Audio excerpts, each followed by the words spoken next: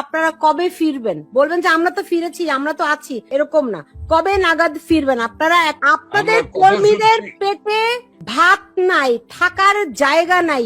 এখন এই নির্বাচনের পর তারা মনে করছে হয়তো ঘরে ফিরতে পারবে, কেউ কেউ পার্টি অফিস খুলছে। তাহলে আপনি আবার বললেন আমাকে আপনারা এরকম কোনো নির্দেশনা দেননি, তাহলে তারা খুলছে কেন পার্টি অফিস? তাদের আকাঙ্ক্ষা কি আপনারা ধারণ করতে পারছেন? আমি বুঝছি না আপনি কি বলতে চাচ্ছেন। এই 18 মাসে আপনারা কি মূল্যায়ন করেছেন মানুষ জানতে চায়। তার চেয়েও বড় কথা আপনাদের কর্মীরা জানতে চায় আপনাদের 18 মাসের মূল্যায়নটি কি।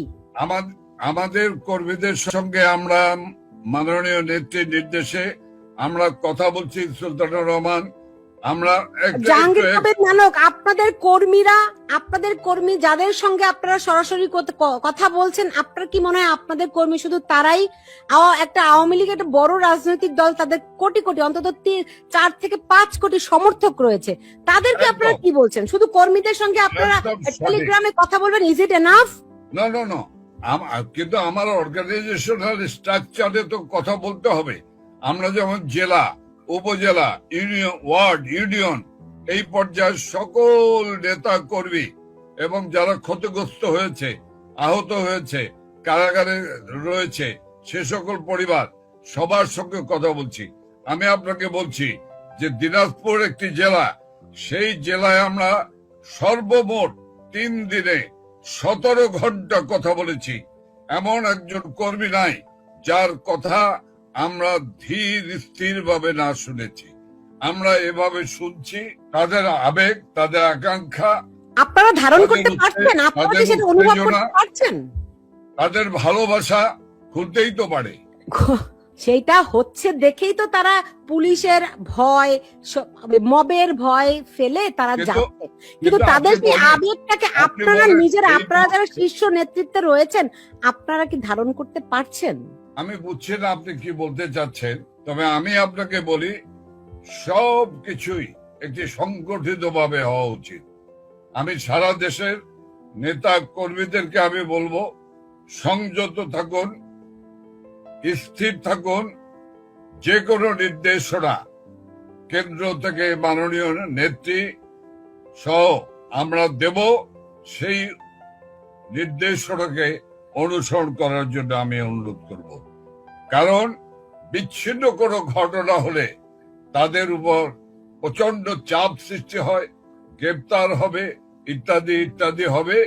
কাজে আমি সবাইকেই স্বনির্বন্ধ অনুরোধ করব, দেখুন, আমাদেরকে অত্যন্ত বুঝে শুনে পা ফালাতে হবে, পদক্ষেপ দিতে হবে। মনে রাখতে হবে, বাংলাদেশ আওয়ামী লীগকে নিয়ে সবাই আতঙ্কিত, ভয় ভীত, সন্ত্রস্ত। সেই কারণেই তো আওয়ামী লীগকে নিষিদ্ধ করেছিল, সেই কারণেই তো আওয়ামী লীগকে নির্বাচন থেকে বাইরে রেখেছিল। ৬২% মানুষকে এই নির্বাচন প্রক্রিয়ার বাইরে রেখে যে নির্বাচন হলো, কোন কোন কেন্দ্রে কুকুর গিয়েছে, কোন কোন কেন্দ্রে ছাগল গিয়ে দাঁড়িয়েছিল, কোন ম্যাক্সিমাম কেন্দ্রগুলি ছিল ফাঁকা, শূন্য, ভোটার শূন্য। এখন দেখুন, আপনাদের কর্মীরা এখানে অনেক রকম মন্তব্য করছে, সাধারণ দর্শকও আছেন আমার এখানে অনেকেই, তারা জানতে চায় আপনারা কবে ফিরবেন। বলবেন যে আমরা তো ফিরেছি, আমরা তো আছি, এরকম না। কবে নাগাদ ফিরবেন আপনারা? 1 নম্বর প্রশ্ন। 2 নম্বর প্রশ্ন, আপনারা কি ধরেন যে কোনো সভ্য সমাজে, সভ্য রাষ্ট্রে যখন কোনো একটি মন্ত্রণালয় বলেন, কোনো একটি জায়গায় বা দলের ভেতরে ব্যর্থ হয়, তখন দায়িত্বপ্রাপ্ত ব্যক্তি তিনি নিজে সরাসরি যুক্ত না থাকলেও পদত্যাগ করেন, অব্যাহতি নেন। এটাই দায়িত্বশীলতা। এখন অনেকেই প্রশ্ন তুলছেন, আপনারা কি নতুনদের জায়গা করে দিবেন? দেখেন, এই প্রশ্নটি এখনই এই প্রশ্নের উত্তর দেওয়ার সময় নয়। অবশ্যই নতুনরা তাদের কর্ম তৎপরতা এবং যোগ্যতা দিয়ে নিশ্চয়ই তারা প্রমাণ করবেন যে তারাই যোগ্য, তারাই নেতৃত্ব দেওয়ার যোগ্য, তারাই এগিয়ে আসবেন, এটাই তো স্বাভাবিক, এটাই তো স্বাভাবিক। এবং আমরা সেইটিকে আমরা সাধুবাদ জানাবো।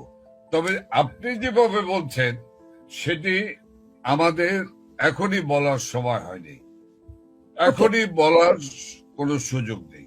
ওকে, তবে আমি আবারও বলছি আপনার মাধ্যমে তরুণদেরকে, আপনারা এগিয়ে আসুন। নেত্রীও বলেছেন যে যেখানে কাজ করছেন সাহসিকতার সঙ্গে, তারাই নেতা, শুধু পদধারী হলেই নেতারা। শুনেন, এইটা বলে উৎসাহ দেয়া যায়, কিন্তু এটা দিয়ে দায়িত্ব পালন করা যায় না। দায়িত্ব একটা আলাদা জিনিস। আপনি এইটি বলে উৎসাহ দিতে পারেন যে যেখানে নেতা, অ্যাটলিস্ট এখন পর্যন্ত দলের একটা মুখপাত্র পর্যন্ত দেয়া যায়নি কেন ভাই? একটু অপেক্ষা করেন, একটু অপেক্ষা করেন। 18 মাস চলে গেছে, আওয়ামী লীগের মতো এত বড় একটা দলের 18 মাস লাগে সামান্য একটা মুখপাত্র দিতে। আওয়ামী লীগের দলের মধ্যে কি লোকের অভাব, নেতার কোনো অভাব? কেন একটা মুখপাত্র মানুষ পায়নি আজ পর্যন্ত? শুধুমাত্র আপনার কর্মী না, দেশের মানুষেরও তো একটা আকাঙ্ক্ষা আওয়ামী লীগ কি করছে। এক একজন এক এক রকম কথা বলছে, মানুষও বিভ্রান্ত হচ্ছে।